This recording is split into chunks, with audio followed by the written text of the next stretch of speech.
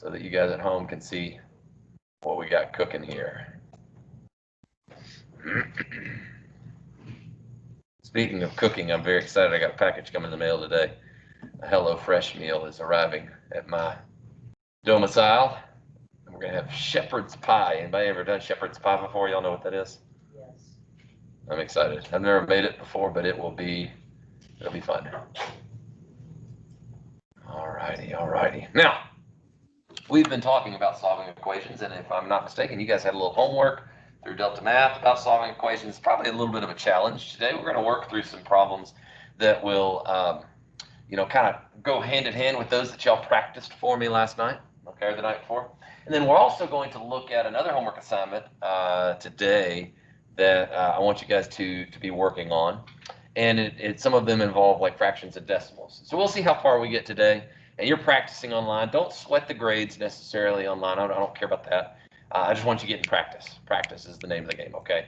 So as long as you're doing these assignments online, that's all I care about. If you're like, I don't know how to do it, I'll just pass, then that's not the notion right there at all. And in fact, on that Delta Math, what they do is if you get one wrong, actually I think they do it if you get one right as well. Like they walk you through a little explanation. That's a great way for you guys to continue taking notes and learning from potential mistakes. All right, let's look at example 5 right here. We've talked about methods for solving equations. All right, for one, we discussed how you could peel back the layers, so to speak. We talked about Shrek, we talked about ogres and how they have layers just like onions, and equations have layers. So we could consider that method. The step-by-step approach in the text says, hey, why don't you do order of ops? Why don't you simplify everything on the left side? So that's another method that we could employ here. Okay, so really it depends on you. And what I would recommend for you guys is y'all work problems, try working them in different ways. Okay, try working them in different ways. Reed's approach to a problem, might be a little bit different than Jack's approach. And they could both answer the question correctly and efficiently, just, 6 in one hand, half a dozen in the other, so to speak. So for my purposes here in this first problem, I think I would like to divide both sides by 3. Okay, I'm going to divide both sides by 3. Now, why am I going to do that? Well, I noticed that 3 is a factor of the left-hand side, and it's also a factor of the right-hand side. And anytime I can divide away a common factor before we get going, that makes my numbers smaller. That makes the process easier. I won't have much to do on the right-hand side at all. As far as distribution is concerned, that's kind of nice as well. So we divide by 3, and we're left with 4 on the outside. 1 minus, and then 5. 4z minus 1, and then over here we just have 24 plus 11z. Now, there is a cautionary issue that we need to consider here, and we brought this up yesterday briefly. I want to mention it again. The notion of subtracting a group, okay? Like let's say George is, I'll pick on George since you were coming in right a little bit late. Let's say I'm frustrated with George. And I'm like, dadgummit, George, you and your whole row, you can just get out, okay? You just take your stuff and just get out, okay? Hit the door, go on, get. And so I'm gonna subtract George's row, so to speak, from our class, okay? Am I just gonna take Mr. Booth out? Oh, sorry, Joey, you're going too, baby. Okay? If we subtract a group, we subtract everything in the group. So it's the notion of that -5 right there. You might not realize this, but you are subtracting a group. Because how many terms are in the parentheses that's being multiplied by -5? That's got 2 terms. That's a binomial, 2 terms. Okay? So another way to look at this, let's do a little sidebar right here. Okay? There we go. Oh, we already had something over there. Another way of looking at this, check this out. What if I have -a times the quantity b plus c, right? What do you think, Alex? What do you think that equals? -a times the quantity b plus c. If you're going to multiply that out, use your distributive property.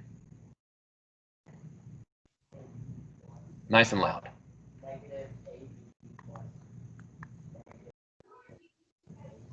Negative AC. Okay, and plus negative, same thing as saying minus positive. So very, very good. What he did was he noticed, guys, he distributed the negative with the A. That's exactly what we want to do. And another way of looking, therefore, at this part in yellow is to say, you know what that is? That is like saying 1 plus -5 times this group. Okay, do you catch the subtle difference there? It's like saying instead of -5 times the group and then having to remember to subtract George and subtract Joey, 9 times out of 10, the student that makes the mistake is he's going to forget to subtract that second term. I saw it yesterday a lot, okay, with my 9th graders. So now we can distribute -5, excuse me, times both of those guys, and we get the job done. Okay, so -5 times 4z is -20z. -5 times -1 is +5. Okay. All right. Let's see here. Joe Edwards, can you hear me? Yes. Okay, y'all's videos had froze up. Joe, simplify some stuff for me on that left-hand side. What do you want to do? We can do line 1 and the +5 and the +5. Yeah, very good. We can add these two like terms right there and right there together. Commutative property allows us to rearrange those terms. Read. Absolutely. Go ahead. You don't have to ask. So yeah, Joe's right. We would put these two together. We get 6 minus 20z. We got a 4 on the outside, right? And then we distribute our 4, and we get 24 minus 8z equals 24 plus 11z. I don't know if I used this analogy with you guys yesterday, but this is sort of like you got a dog and a cat on one side, you got a dog and a cat on the other side, right? We want to get the dogs on one side of the fence, so we got to get the cats on the other side of the fence, let them kind of hang out that way. So in other words, I've got a constant on each side. Let's move, so to speak, the constants to the same side. And I got a variable term on each side. So let's move the variable terms. How about we add 80z to both sides? I'm a positive guy. I like to keep my variable terms positive when I can. So plus 80z to both sides. And then let's subtract 24 from both sides, right? And that's a weird one because it's actually going to cancel out 0 on the left, 91z on the right. And then my last step would be to divide both sides by 91. Last step would be divide by 91. Now 0 over 91 equals what? Equals 0. And is z equals 0 an okay answer to get? Certainly it is. It's okay to have z equals 0. Our answer can be 0. Not a problem. Now, what does that mean in terms of like kind of translating what that answer actually means? Like, Lewis, what is a solution to an equation? What does that actually mean? Like just simplifying it. All right, so I don't like that so much. Not necessarily simplifying it. Remember, go back in y'all's, I gave y'all that verbatim definition of what it means to solve an equation. What can I now do with z equals 0? What can I do with it? Nate, what do you think? Nice and loud. I think you said it. I can plug it back into the equation, and it gives me a, I'm going to tee you up. It gives me a what? True statement. A true statement. Very good. Okay. So like if I went to the trouble of going back in and plugging z equals 0 in, I should get a true statement. Okay. And that's simply just checking your answer. So 12, 1 minus 5. 4 times 0 is 0 minus 1 is -1. So that's easy enough. Let's see here. 5 times -1. So that's going to be 6. All right. And 12 times 6 is 72. Does that smell right? Right-hand side, we want to know, does it equal? So 3 times 24 plus 11 times 0 is 0, so 24. What's 3 times 24? 72. Bada bing, bada boom. Left-hand side equals right-hand side. That's a true statement. Okay? So when you guys are solving these equations, what you're looking for is you're looking for the set of numbers that when you plug them in, make a true statement. Can we have an equation with more than one solution? Of course we can. Can we have an equation with 0 solutions, with no solutions? Sure we can. Let's look at a couple little kind of sidebar examples, okay? X plus 5 equals X plus 2 plus 3. This is very trivial. This is super simple, right? But what would we do? We'd say, oh, there's a dog on the left, there's a dog on the right. Let's get the dogs together. Let's subtract X from both sides. And so we got 5 on the left, and then 2 plus 3, of course, we could combine as 5 on the right. Now, I don't know what planet you guys are from, but where I'm from, 5 equals 5 no matter what. That's what's called an identity, right? And so what we would say is we would say there are infinitely many solutions. We'd say X is a member of the set of real numbers, or maybe we'd say all real numbers. Any of those 3 ways of describing this would sufficiently, for me, explain the fact that we've got an identity. It's true no matter what. This original equation, right, didn't just have one answer. It had a whole slew of them. Okay? And consequently, we could also have the case where there's 0 solutions. What if I did this? What if I did X plus 5 equals X minus 2? Okay? Let's get the dogs on one side. Subtract, subtract. We got 5 equals negative 2. I don't think so. What do we call that, by the way? Do y'all know what that's called?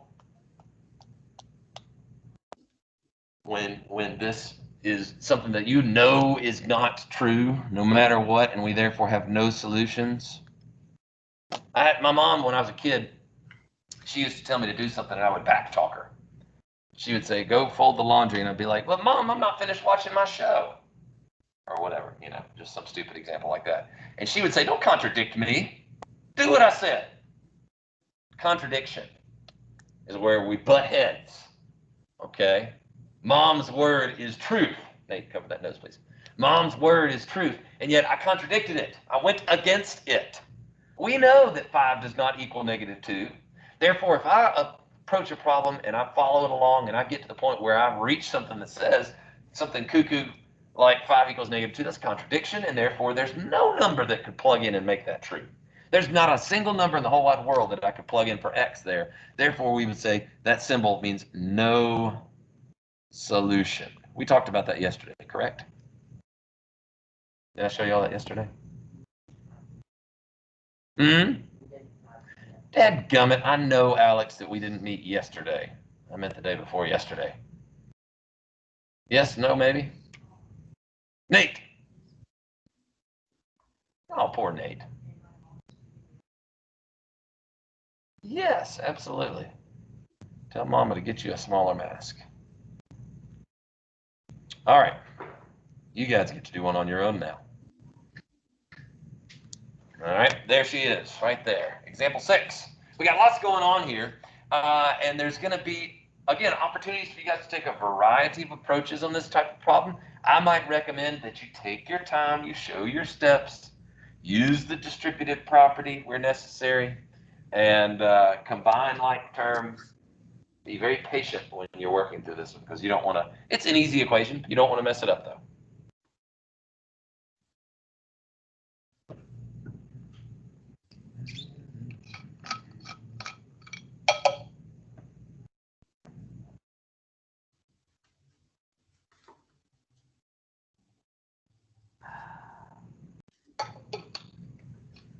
Speaking of phones, Nate, you're an 8th grader. You've got a cell phone, obviously. When did you guys get phones? Last year. Jack, what'd you say? 13th birthday. Okay. You don't have a phone? That boy, Joey. Hey, air fist bump. My 4th grader has been busting my chops, saying, "Dad, everybody in my school has a phone but me." I'm like, "Yeah, right. Your sisters go to your school. They don't have phones." Boom, roasted.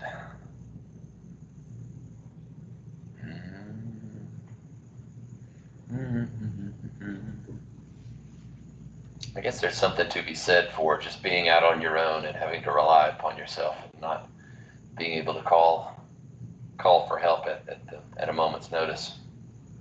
We were downtown riding bikes a couple of weekends ago. I had the mountain bike team downtown, had a nice big ride, and Teddy got separated from me going back to the pyramid. He went faster, and I was walking with a kid that had a flat tire. And I said, Teddy, wait for me at the top of that big hill. The big bluff has a new hill that they've put in. And so we got there, and Teddy wasn't there. And I was like losing my mind. I'm like, oh, good grief. Somebody has kidnapped my sweet little angel. But he had ridden on up there with the high school boys and stayed with them. And in the back of my mind, I was like, well, if he just had a cell phone, I could just call him. But then I slapped myself, figuratively speaking, on the wrists and said, you fool. You're playing right into his game. This is not what I need to be thinking right now. He's 9. He doesn't need a cell phone.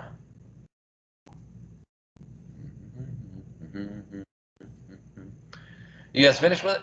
Or are we still working? Charlie, how are you coming along on this? Griffith, can you hear me? Good. You all finished? Yeah. Oh, yeah. Yeah? Really? Come on, Griffith. You're better than that. Tiago, you sound like you're finished, right? Almost. Almost. Okay. Okay.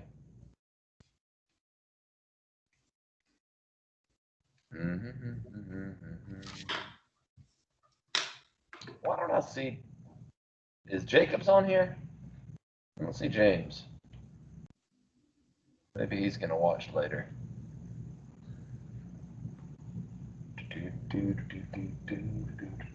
While the rest of the class is finishing things up, Jack Candiato, you're gonna tell me my first step. What should I do first?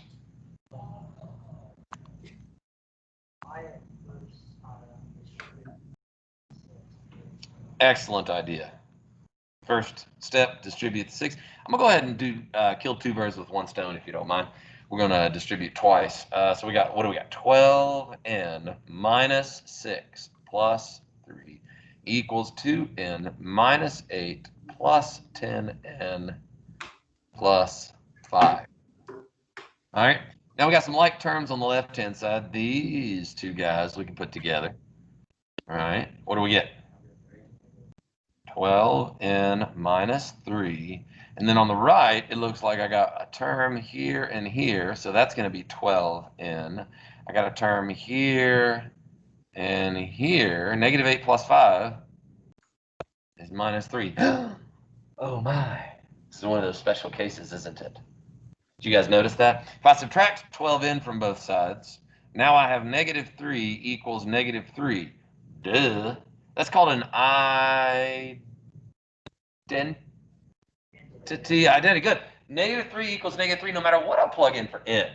So how do I handle that? What is that special situation? What do we say our answer is? Not 0. Although 0 would be one of our many answers, right, Nate? 1. Okay, so 1 would be another number that I could plug in. Joey? Infinitely many answers. Okay, so what we would say is that n is a member of the set of real numbers. In other words, n could be, there's infinitely many solutions. We could say that all real numbers is another way. You know, there's a lot of different ways you guys could phrase that. And ask your teacher, talk to your teacher at school when you guys come across a problem like this, when y'all start have y'all started solving equations yet? A little bit in Poco Day? Okay. Talk to your teacher and just ask him or her how they prefer you to express the result when you get an identity, okay? But I love how Candiato started us off. He said, look, let's do the distributive property. You got to start somewhere, and you guys should be comfy with distribution at this point, okay? So any questions from people at home or in class about that example right there, example 6? All right. Let's do this one quickly too. I want to kind of get to the fractions and the decimals. All right. So here, why don't we distribute again? We'll distribute 3. Here we'll distribute 2. We got 5m plus 27 plus 9m. We got 14m minus 22. All right, so these two terms can go together. What's that going to be? 14m plus 27 equals 14m minus 22. Now, if I subtract 14m from both sides, I got 27 equals negative 22, which is a what? What did we call that? My mom and I had a contradiction. And therefore, there are no solutions. Get comfy with that symbol. That symbol means no solutions. No matter what I try, no matter what I do, I don't care if I'm kicking and screaming until the cows come home, there's no such number that I could plug in for m to make that true. It ain't true. It ain't happening. Okay, that's an example of no solution. So those are our two special cases that you'll once in a while encounter. That's kind of rare, okay? So you won't always encounter those, but you want to be prepared if you do, okay? Now, like I said, I wanted to move into, there's an example right here where we talk about fractions, an equation that has some basic fractions in them, okay? Now, when you come across this type of equation, I think you'll practice a little bit of that on the Delta Math homework. And again, don't necessarily worry about the grades or the due dates on those. For you guys, I just want y'all doing them, okay? The due dates I've set just for my ninth graders that are, obviously we had school yesterday, so they're a little bit ahead of you guys. So I don't want you sweating the due dates or the grades, but you'll practice some where they have fractions on them, okay? Now, here's what I would recommend, okay? You want to become a fraction assassin, okay? You want to take out, eliminate, you want to kill off all of the fractions in this equation. And the best tool that you've got at your disposal is the LCD. Okay. Now, can you guys use inspection for me? What's the LCD on this one? 12. Very good. Are we always going to be able to use inspection? No.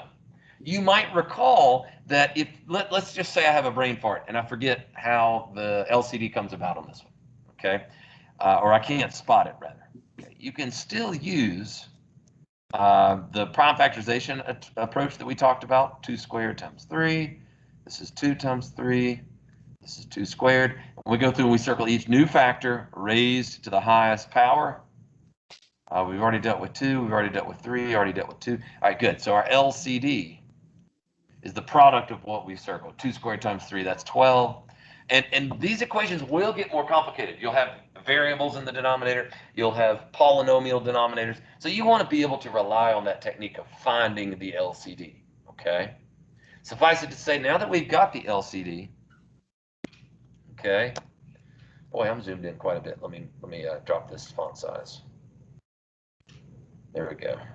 So step 1, find LCD. Step 2, multiply both sides by the LCD. Okay, this kills the fractions. Drop this font size. I must be way zoomed in. Okay, one of my favorite Looney Tunes episodes. You guys ever watched Looney Tunes? Y'all know what I'm talking about? Yes. Bugs Bunny, Elmer Fudd. Oh, by the way, I learned a great trivia fact. The man that voiced all of those characters, or the majority of those characters, was Mel Blanc, right? Mel Blanc, famous voice actor. Did Bugs Bunny. What is Bugs Bunny always gnawing on? A carrot. He's like, yeah. What's up, Doc? And he's chewing on the carrot. Well, Mel Blanc, apparently, to make that realistic, when he was behind the scenes, being taped for the recording, he would actually chew on a carrot. But he was allergic to carrots. And so he would chew up the carrots, do the bit, and then spit them out into a spittoon in the recording studio. Isn't that hilarious? The guy that voiced Bugs Bunny so famously was allergic to carrots. What a crazy world we live in. But one of those episodes, it was between Bugs and Elmer Fudd. You guys know Elmer Fudd? Okay, love Elmer Fudd. And it was at an opera, Rossini's Barber of Seville, if you've ever heard of Barbers of Seville. Dun da da da dun da da da. Dun dun da dun dun dun. I know what you're talking about. That a boy, Paul. It's great. Okay, so I played that on piano. Well, I used to. Nice. It's a hilarious little bit, but he gets to a point where he is singing along with Flight of the Valkyrie. Elmer Fudd is singing, "Kill the wabbit, kill the wabbit, kill the wabbit, kill the wabbit," and for us, there's no wabbit, but there is a fraction. We're gonna kill the fraction, kill the fraction, kill the fraction, kill the fraction. How are we gonna kill the fraction? Multiply both sides by 12. Now here's where you have to be careful. When I say multiply both sides by 12, okay, you can do it one of two ways. You could multiply everything on the left and everything on the right by 12 individually, term by term, right? So there's 3 terms right there that you could all multiply by 12. The reason that you could do that is because in essence what we're saying is we're saying multiply the whole left side and then we would just distribute the 12. So if you got buku things going on, if you got a lot of terms and you want to make it simple, just put the whole left side, put the whole right side in parentheses and say let's multiply 12 times the left and 12 times the right. And then if there's multiple terms, then you would just distribute that 12 times each of those terms. Okay? So whichever way you want to view it, we're going to multiply the first fraction, the second fraction, and the third fraction all by 12. Okay? Now 12 over 12 is going to cancel out, so that first term, bless you, the first term would just be 1x. 12 over 6, 6 goes into 12 twice, 2 times 5 is 10. And then 4 goes into 12 thrice, 3 times 3 is 9. And ooh la la, what a better equation. What a much friendlier equation I now have to deal with. X plus 10 equals 9. Are you kidding me? That's cake. All right, Josh Tranzel, what kind of cake, Tansorel, what kind of cake do you like? All kinds of cake. Oh, you don't have a favorite kind? No. Oh, man. Well, I'll tell you my favorite kind of cake. My mom makes yellow cake with chocolate icing. It's pretty good. My mother-in-law makes a good German chocolate cake. It's pretty good. But my all-time favorite, I don't know if you call it a cake or not, is tiramisu. You guys ever eat tiramisu? Yep, my mom makes it. Oh, dude, nice. I know what I'm getting for Christmas. JK. But, you know, this is a piece of cake right here. All right, this is a piece of cake. When you kill the fractions, you make the equation much more friendly to deal with. And then the same thing can be said, check this out. The same thing can be said even if the fractions aren't on each term, but they're, you know, on the outside of a couple of terms. Like what would I want to multiply both sides by here? Kill the fractions. What's the LCD? You got it. Multiply both sides by 4. Good, Alex. And if I multiply by 4, here's where I have to be careful. I don't want to over multiply by 4. I want to overdo it. You know what I'm saying? So like here's the mistake that some students would make. They would say, hey, multiply everything by 4. And you get a 4, and you get a 4, and you get a 4, and you get a 4, and you get a 4, and you get... No. That's too much. Okay? Each side gets 1 4 to be distributed as needed. And if there is something already on the outside, that's like saying A times B times the quantity C plus D, right? Just buddy those guys up. Multiply A times B. And then whatever the result is, that's what gets distributed. Okay? So in this example, what's 4 times a half? 2. And so therefore I've got 2 times the quantity y minus 5. And 4 times a fourth is 1. Therefore I don't need to distribute the 1. That's trivial. And then ooh la la, there's my tiramisu. Nice and easy, breezy, beautiful. Okay? We would distribute a 2, 2y minus 10. And then you got dog on one side, cat on the other. Subtract y, you get y, add 10, you get 9. Y equals 9. Now, a couple comments, and I know you guys are playing catch up because I'm talking fast, so I'll chill on the writing and let you play catch up. Couple things. Number one, you will notice that I'm progressively showing fewer steps throughout our explanations that have been going on this week. Okay, that's a good thing. Am I still showing work? You bet your biscuits I am. Okay. But I'm not showing every single teeny tiny little bitty baby step like we were way back at the beginning. Oh my goodness gracious, are you serious? Look at all those steps I was showing. -5 from each side. Draw the line under it. Cancel it out. Blah blah blah blah blah. Like the lady from Monsters Inc. Okay. And what we're doing is, as we get more experience, as we practice more and more of these examples, we are getting more comfortable with doing some mental arithmetic, aren't we? Like, what did I do? I did mentally the distribution there. I did mentally the subtract 1y from both sides. I did mentally the add 10 to both sides. Okay? And as long as you don't screw that up, then you're fine skipping over those background steps. As long as you're showing progressively how you're getting from one step to the next. And then second comment that I'll make is that 9 is our solution. It's a big fat hairy deal. What does that actually mean for me? 9 equals y. Will Edwards, what can I do with that? Plug it in, plug it in. We talked about that Glade commercial, right? No? Telling all my ninth graders things I'm not telling you guys. There used to be this commercial for Glade plugins, you know? And so when you get a solution, that's the Glade principle right there. Plug it in, plug it in. You plug it back into the original equation and get a what? Get a true statement. 9 minus 5 is 4. 4 times a half is 2. So if I plug and chug on the left, I got 2. 9 minus 1 is 8. 8 times a fourth is 2. And guess what? 2 equals 2. Ding, ding, ding. Winner, winner, chicken dinner. Okay? Y'all are looking at the clock like, hey, we got to go, Coach Morgan. And that is true. You got to go. I'll see you guys tomorrow. Work on deltamath.com. And in the meantime, have a wonderful day. Live Jesus in our hearts. All right, fellas. Thank you so much.